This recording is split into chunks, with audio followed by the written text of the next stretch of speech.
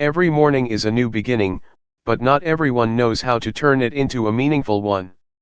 Most people start their day on autopilot, scrolling through their phones, rushing out of bed, throwing themselves into the chaos without ever stopping to ask who they really want to be today.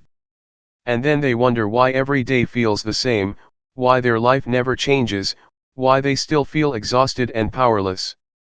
The Stoics refused to live that way. They saw the morning as sacred, the one moment of the day when the mind is still untouched by the noise of the world, when they could lay the foundation for a day of clarity, strength, and purpose.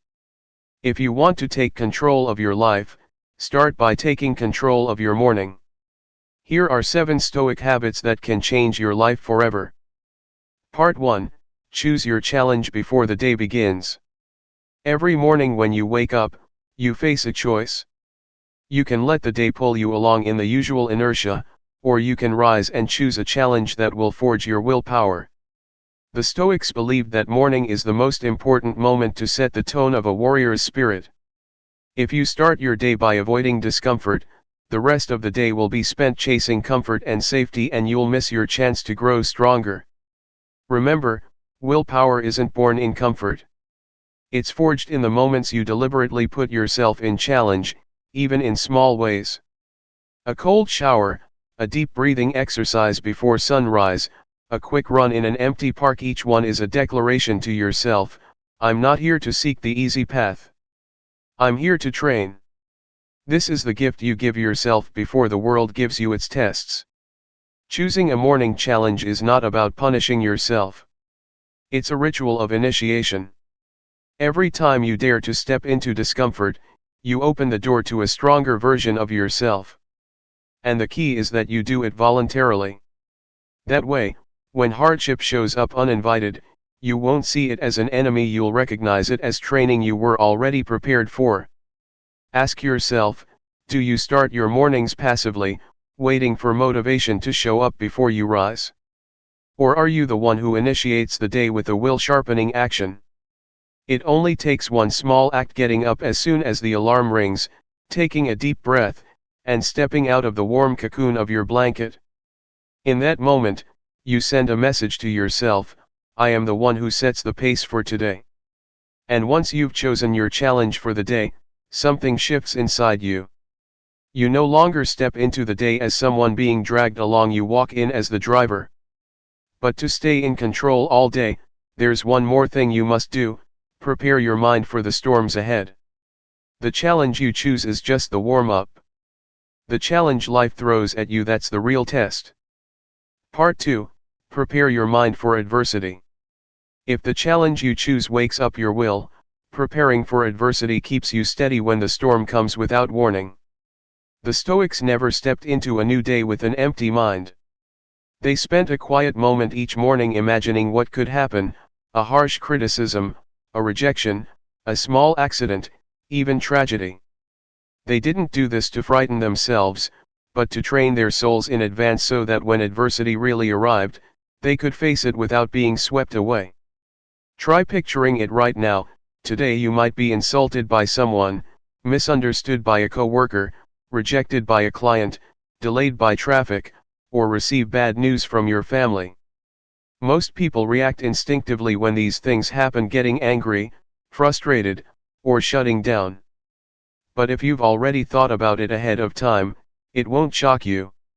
You can take a deep breath, stay calm, and respond with reason. Marcus Aurelius, the philosopher king, once wrote in his journal, "Today I shall meet with meddling, ungrateful, arrogant, deceitful, envious men." He didn't write that to become bitter, he wrote it to be prepared.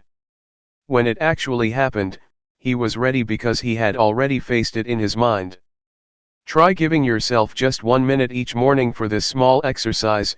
Close your eyes, take a deep breath, imagine the worst things that could happen, and ask yourself, if this happens, how will I respond without losing myself? This is mental training that makes you unshakable. If you've already tasted failure in your mind, real-life failure won't be able to break you. Remember, preparing for adversity doesn't make you cold, it makes you calm. It doesn't steal your joy, it gives you a deeper joy, the joy of being proactive. You are no longer the one tossed by circumstances. You are the one who has already set your sail before the winds change. Once your mind is steady, you'll feel ready to awaken your body.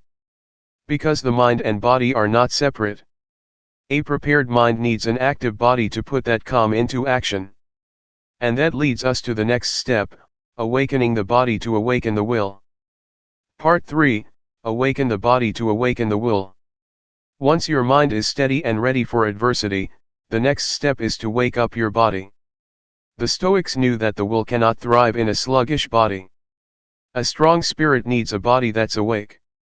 You don't have to be a professional athlete, but you do need to do something that breaks the inertia of the morning. It could be a few stretches, a deep breathing routine, a few push-ups, or a brisk walk. The point is not intensity, it's intention. You're telling yourself, I don't let my body control me, I control my body. This is the moment you turn your body into an ally, not a burden. As blood starts flowing, your heart rate rises, and your breathing deepens, your mind becomes clearer. The vague worries, the tiredness, even the morning gloom begin to dissolve. You'll notice something strange: just a few minutes of movement can completely change how you see the day. Many people skip this step and let their body drag their spirit down. They start the day with a heavy body, a foggy mind, and then wonder why they can't focus or stay disciplined. But if you take just 5 minutes to move, you send a powerful signal to your brain: today I'm in charge. Today I lead. This isn't just a workout for your muscles, it's a workout for your will. Every time you force yourself to get up when you don't feel like it, every time you push through laziness to move, you are training discipline. And that discipline is the foundation of the inner freedom that Stoicism seeks. Once your body and will are awake, you'll find yourself clear-minded enough to reflect on who you are. This is when you step into one of the Stoics' most profound practices, facing the mirror, facing your conscience, and asking yourself who you have been and who you want to become. Part 4, Face yourself to see the path clearly. When your body and will are fully awake, you are no longer dragged by morning laziness or fog. This is the golden moment to turn inward and truly see yourself. The Stoics believed that before facing the world, you must dare to face yourself. Not with judgment, but with honesty. Stand before a mirror or simply close your eyes in silence. Ask yourself, how did I live yesterday? What did I do that made me proud, and what made me feel ashamed? Am I living according to the values I respect, or am I just being swept away by the noise of the crowd? This isn't an interrogation, it's the most honest conversation you can have with yourself. The Stoics treated this practice as a ritual of cleansing the soul. It's like wiping the dust off the mirror of your spirit so that the light can reflect clearly again. This habit keeps you from losing your way in life. If you don't look back at yourself, you can easily get trapped chasing other people's goals, living other people's lives, running after expectations that aren't yours. When you take time to face yourself, you rediscover your direction. A day can slip by so quickly, and if you never stop to reflect, you can become a stranger to yourself. But just a few minutes each morning can clear your mind, lighten your heart, and remind you where you are meant to go. Once you have faced yourself and seen the path clearly, you will need strength to keep walking because clarity often reveals uncomfortable truths. And that's when you learn to embrace loss as a natural part of life. Part 5, Learn to accept loss as a natural part of life. Once you've had the courage to face yourself, you'll notice an unavoidable truth: there are things you must let go of, people, relationships, opportunities that no longer belong to you. The Stoics didn't run from this truth, they embraced it. Because they understood that loss is not an enemy but a teacher that helps us grow. We suffer because we try to hold on to everything. But life is a river, and everything flows. Marcus Aurelius reminded himself, everything around us changes quickly, like a rushing stream. If we cling too tightly, we get dragged under by despair. But if we let go, we flow with the current and find peace. Think about a recent loss in your life. A friend who left, an opportunity that passed, a dream that didn't come true. Grief is natural, but don't let it imprison you. The Stoics taught that we may mourn, but then we must keep walking. Life does not stop, and if we stay still too long, we will miss the good that is on its way. Accepting loss does not mean becoming numb. It means loving what you have while it's here and letting go gently when it must leave. Epictetus said, "When you kiss your child, remind yourself that they may be gone one day." Not to live in fear, but to love more deeply, more fully, while what is precious is still with you. Every time you learn to let go, you become freer. You are no longer chained by the fear of losing, no longer haunted by the need to hold tight. You walk lighter, calmer, and ready to welcome what's next. And once you have learned to accept loss, you will discover another power that must be cultivated: gratitude. Because gratitude is what allows you not just to endure life but to enjoy it. Part 6. Cultivate gratitude every day. Once you've learned to accept loss, your heart becomes emptier, but it's not the emptiness of loneliness. It's the space where gratitude can flow in. The Stoics didn't just face pain, they turned it into fuel for appreciating life. Try a simple exercise: every morning or night, think of 3 things you are grateful for. They don't have to be big, maybe just a warm cup of coffee, a stranger's smile today, or simply the fact that you are still breathing. This will change the way you see life. Gratitude is like light. It drives out the darkness of envy, anger, and discontent. It helps you stop comparing yourself to others and start seeing the gifts you already have. The Stoics believed that a grateful soul is a free soul. When you practice gratitude regularly, even the small things become precious. An ordinary meal becomes a joy, a rain shower becomes a song, a quiet moment becomes a gift. Life stops feeling like something to survive, and starts feeling like something to cherish. Gratitude doesn't make you weak, it makes you stronger. Because when you are grateful, you no longer see life as someone who is lacking, but as someone who is abundant. And a person who feels abundant is not easily broken. Remember, gratitude is not just a passing feeling, it's a choice.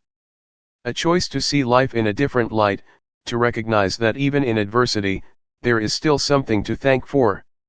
Once gratitude has taken root in you, you'll feel ready to give more. And that's when you learn to share your value with the world, not just to transform yourself, but to make a positive impact around you. Part 7. Share your value to give life its meaning. After you've faced challenges, learned to stay calm in adversity, and found gratitude for what you have, you begin to see a deeper truth: life's meaning doesn't come from keeping everything to yourself. Meaning is born when you share what you've learned with others, when you turn your own awakening into a torch that lights the way for those still lost in the dark. The Stoics did not live apart from the world. They trained themselves to be of service to their communities, their families, and their nations. Marcus Aurelius, a philosopher and an emperor, wrote that we are born to work together like hands, like feet. You don't just train to become strong for yourself. You train to become someone others can lean on. Think about one thing you can give today. It doesn't have to be money or some grand gesture. It might be a sincere piece of advice, an encouraging smile, or a small act of kindness for someone who's struggling. When you give value, you tell the world that you've overcome your own darkness and are ready to be a light. And something strange happens: the more you give, the more complete you feel. The more you help, the stronger you become. This is life's most beautiful paradox: you never lose by giving, you only grow richer in spirit. As you finish your morning and step out the door, ask yourself, what value can I bring to the world today? It might be doing your work well, being fully present with loved ones, or simply making someone smile. Every single day is a chance to make the world a little brighter. And remember, no one is coming to save you, and no one is here to live your life for you. You are the only one who can turn this morning's lessons into real action. Every morning is a doorway: you either step through it and grow stronger, or you let it close and lose another day. So tomorrow, when the sun rises, don't let it slip by like just another day. Stand up, take a deep breath, and remind yourself that today is your chance to become the best version of yourself and to let the world benefit from it.